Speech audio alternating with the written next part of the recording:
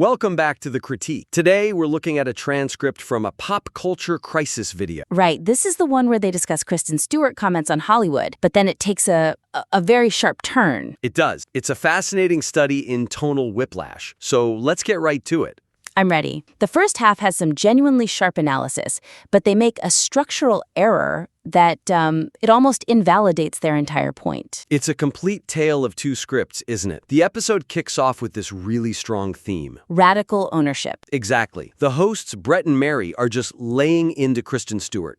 Their stance is super clear. You're wealthy. You're famous. You chose this. You don't get to complain. The thesis is basically, suck it up. And you know what? It's a compelling hook. Whether you agree or not, it sets a very specific persona for the show. They were the realist persona. Yeah, we don't buy the celebrity pity party. It sets a really high bar for their own professionalism. It does, but then we hit that turn. And this is where the wheels just come off.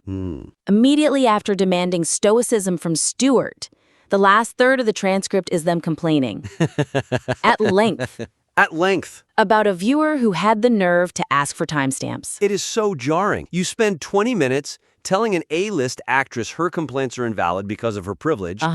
And then you spend the next 10 minutes justifying why you can't put numbers in a YouTube description box because you're stressed. You have other jobs. You have a family. The tech is hard. It's that housekeeping trap. A lot of podcasters fall into it, but the placement here is just fatal. It creates this unbelievable irony. Stoicism for thee, but not for me. Right. And that hypocrisy just dissolves all the authority they spent 20 minutes building. Of course. If I'm listening, I'm thinking, wait a second. You just told Kristen Stewart that nobody cares about the labor pains, they just want the baby.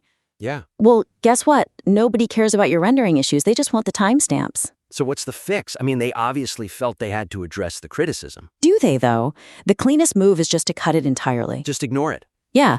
If you want that stoic professional brand, you don't let the audience see you sweat, and you definitely don't let them see you rant about your schedule. Okay, but let's say they feel they have to address. Maybe the comments section is on fire. Then you have to apply that same radical ownership to yourself. No excuses. Which is the opposite of what they did. Completely. The co-host, Mary, goes on this whole defensive run about all of Brett's duties, Timcast, thumbnails, scheduling. It sounds like a resume of excuses. It sounds exactly like the actors complaining about press tours that they just finished mocking. It's the same thing. A much better approach.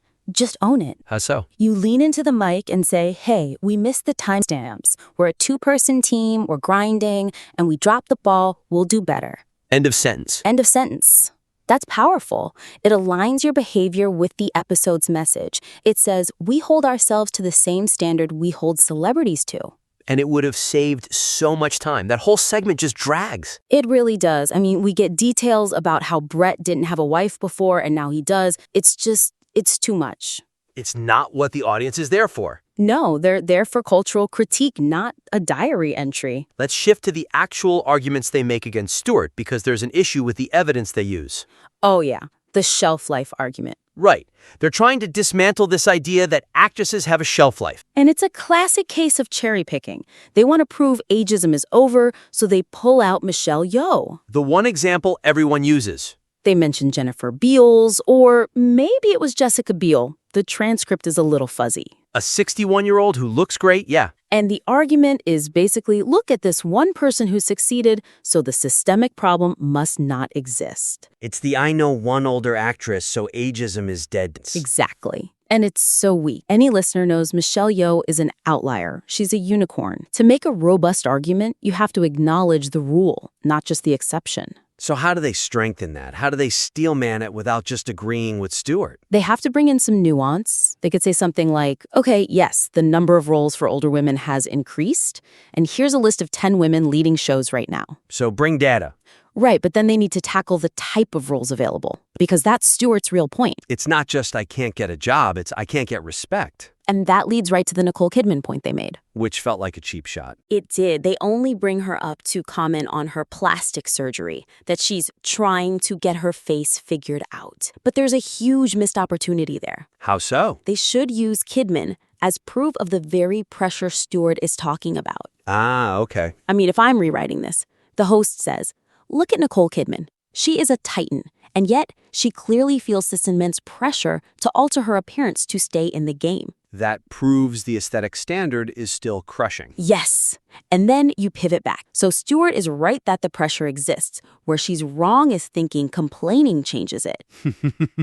That's a much more sophisticated argument than just her facelift. It validates the reality while still critiquing the reaction. It's a much stronger position. What about the comparison to men? They bring up Morgan Freeman. The Morgan Freeman example. Everyone uses him. He's the only example people ever have of a guy who started his film career at 50. The definition of an outlier. Totally. If you want to prove men and women are on equal footing, you need to show me the female Morgan Freeman. And not just Michelle Yeoh. Show me the trend. And if you can't, you have to admit that Stewart has a point about the disparity. Even if you don't like her delivery, it makes you look more objective. Okay, let's talk about the directing sect. Stewart says she only felt respected when she became a director. Right, because as an actor, she was just a thing. And the hosts counter this by diving into gender essentially. Yeah, that was a slippery slope. They start arguing that female directors are inherently pro-collaboration, while male directors are all say the words on the page. They do mention one exception, Graham Yost on Justified. But they frame him as the exception that proves the male rule. It's just reductive. It's lazy. It relies on stereotypes. Exactly.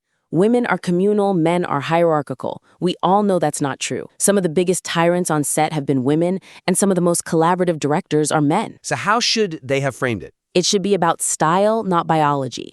Stewart represents this kind of new Hollywood indie vibe. Let's find the truth in the moment. And the hosts are defending old Hollywood. Yeah, the John Ford Hitchcock model. I am the general, you are the soldier. That's a way more interesting conflict. Not men versus women, but structure versus chaos. Right.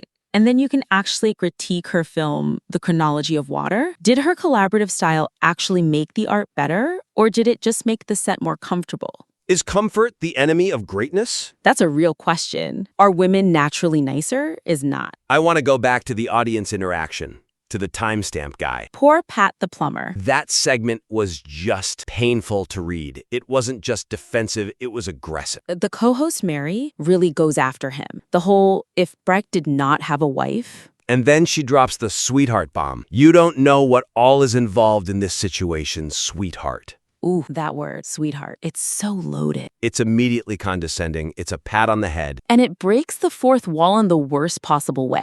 It creates an us versus them dynamic with your own listeners. Right, when you're trying to be the logical, rational alternative to hysterical celebrity. Yeah, and then you call your own audience sweetheart for a perfectly valid request. Timestamps are standard. You just look petty. You look small. Brett even tries to walk it back a little. He quotes, "The customer is always right." He says it, but he doesn't enforce it. He lets Mary keep going. If I'm editing this, I'm telling him, when you say that line, that's the end of the segment.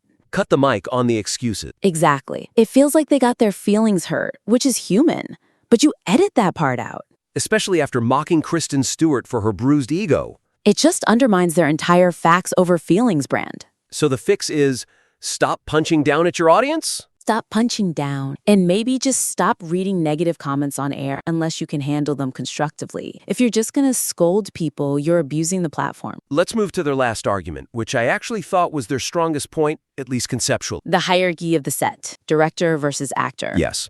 The core of their point is that the director gets respect because the director carries the liability. The buck stops here. It's a great point. An actor can always blame the edit, the script, the director. The director has nowhere to hide. It's true. But then They dilute it. the regular Joe pivot. They start comparing podcasters to people who swing hammers or work at Walmart. It muddies the waters. It does. The stakes are different. The hierarchy is different. It just feels like they're trying to score populist points. We're just like you. And it distracts from the actual analysis of the film industry. The comparison should stay strict. Director versus actor. Why does Stewart feel like a puppet? That's her quote, right? Treated like a puppet. And instead of just mocking that, they should have actually explored it. They could have said, you know what, Kristen, you are a puppet. That is the job description of an actor. You're a vessel for a vision. That's a hard truth, but it's a respectful one. Exactly. It reframes the disrespect she feels as the reality of the hierarchy. It's not sexism, it's structure. When you bring Walmart into it, you lose all of that. So looking at this whole thing, it feels like a tragedy of structure. The content is in there, the insights are there. But the execution buries the lead, the tonal shifts, the defensiveness. It's a classic case of the messenger shooting themselves in the foot. They have this winning argument about radical ownership, but they failed to model it. Mm-hmm.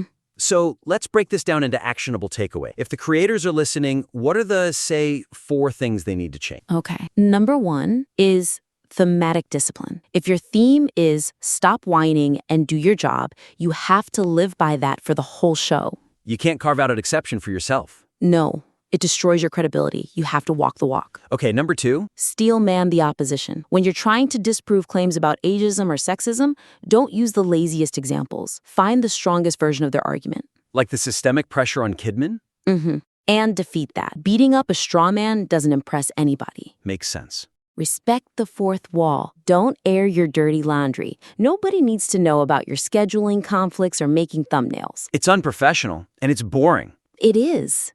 And finally, number 4, watch the tone, specifically the sweetheart stuff. Don't punch down at your audience. Stay above the fray. Always. You have to maintain the high ground. If you demand that actors act like adults, you have to be the biggest adult in the room. This was a really good teardown. I think with these shifts, cutting the rant, deepening the analysis, this could be a top-tier piece of commentary. It turns a B- rant into an A+ critique. The potential is right there. To the creators and to our listeners, try to make these adjustments. Send us your next draft, your next transcript. We'd love to see it. Get back in there and edit. Thanks for listening to The Critique. We'll see you next time.